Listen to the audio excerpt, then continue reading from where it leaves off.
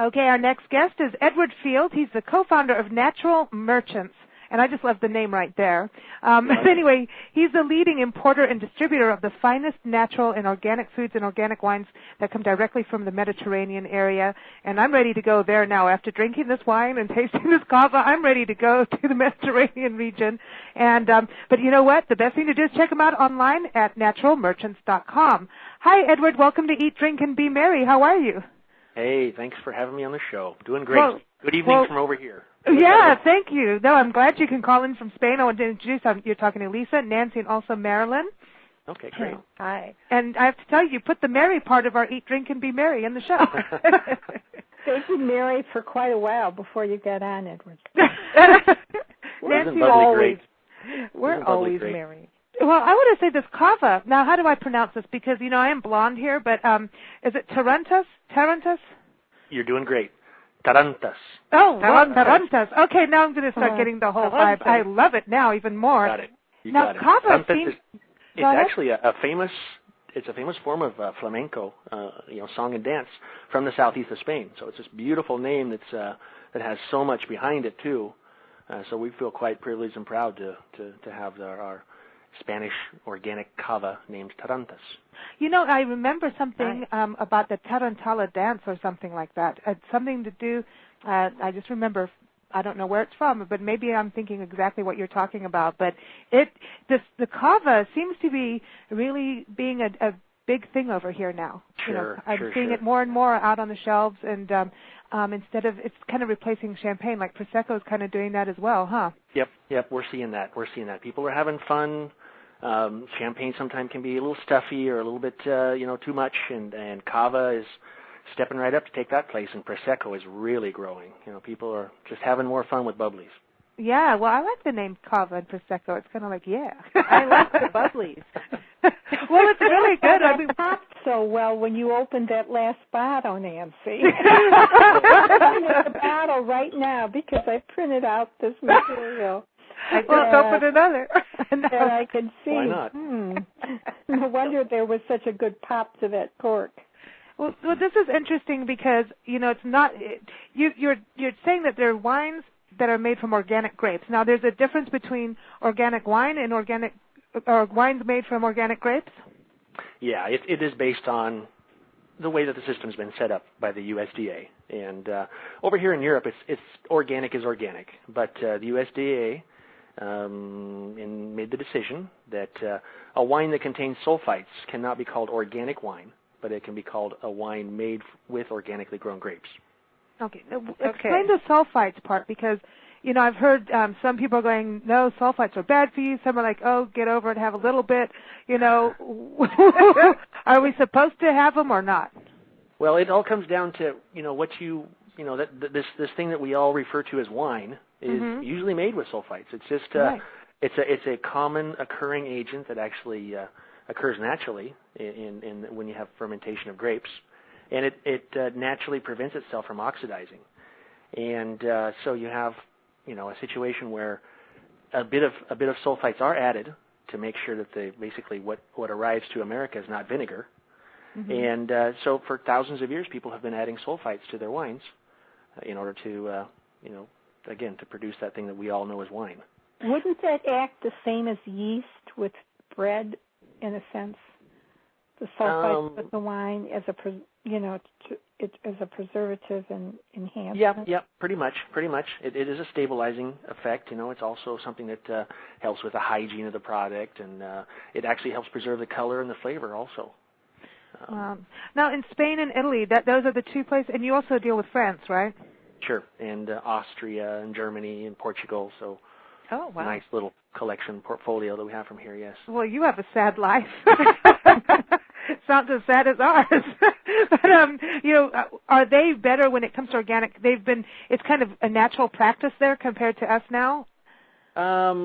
It's quite different, depending on where you're talking in Europe. Organics are very, very well accepted in the north part of Europe.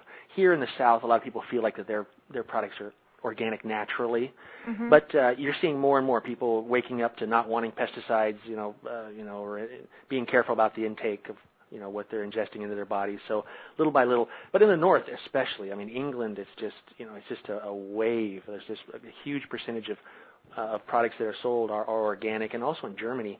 Germany has this crazy situation that it's said that 100% of the baby food is actually organic in Germany, which means there's an entire generation that's growing up, eating and feeling like that organic isn't this niche thing. It's just a way of life. It's interesting you saying that because, a friend of ours, she has an organic lettuce farm and in Fallbrook, California. And she went organic as soon as she took over her farm.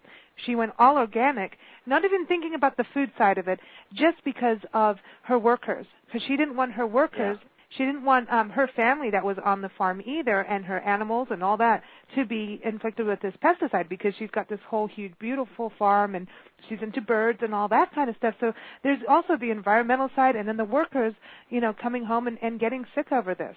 And yep, there's so many pluses, so many pluses. There's something for your listeners. If you get a chance, the Organic Trade Association has a site, OTA.com, where they list 10 good reasons to go organic.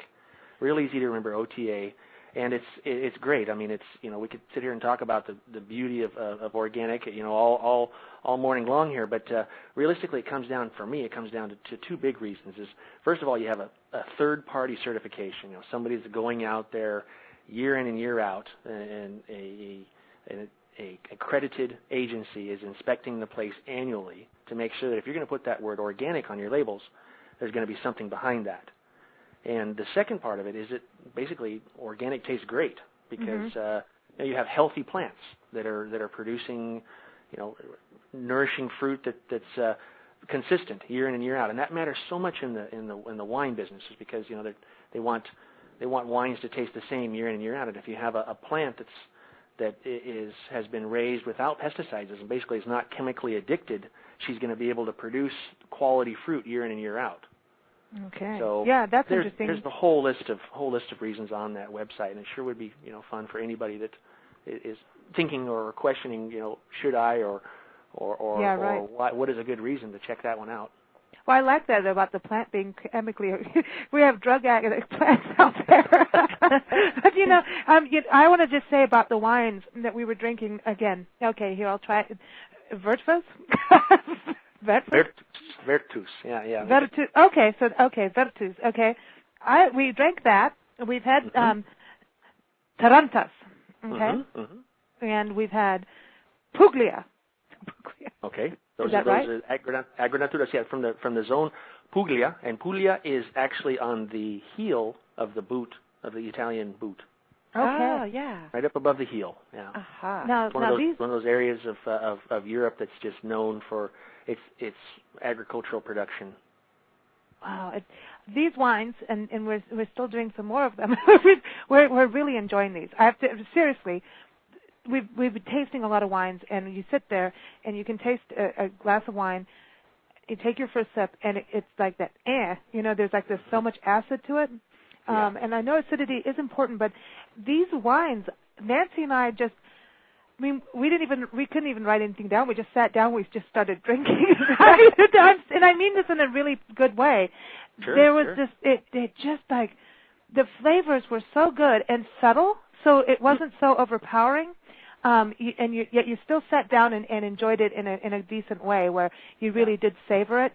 But it was just like, oh my God! Then the bottle went away, and then we're like, oh, and then we're like, okay, good, we're going to try another one. But it really was. It's so smooth and just felt so good. And it was like, to me, it should be on everyone's table because it's the kind of wine that you're going to sit and have family and talk and communicate with. And that to me kind of says what's happening with the Mediterranean style of dining.